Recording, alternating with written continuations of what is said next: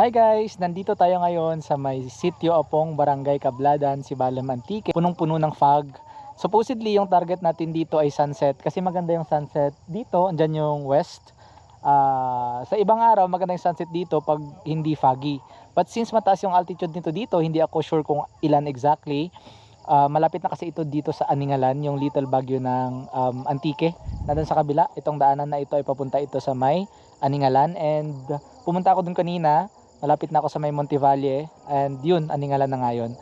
And ito namang Apong, nakikita ninyo paikot, foggy.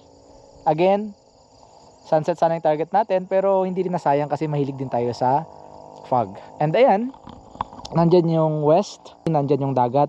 And sa ganitong oras, sunset time talaga sana ito, mga 5:30 hanggang almost 6. And ito yung view paikot, merong parking lot. And then merong daanan yung papunta doon sa may Aningalan. And puro fog.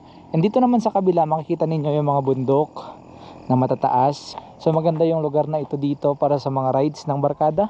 And itong Sitio Apong, particularly yung Barangay Cabladan, pag sinearch mo sa Google Maps, around 18 kilometers lang mula doon sa Sibalem, sa bayan mismo, papunta sa may Apong. So yun, maganda yung view rito. Since hindi natin naabutan yung sunset dahil zero visibility, balik na lang tayo dito next time. And for sure marami pa namang mga next time. So yun lang, share ko lang, bye bye, salamat.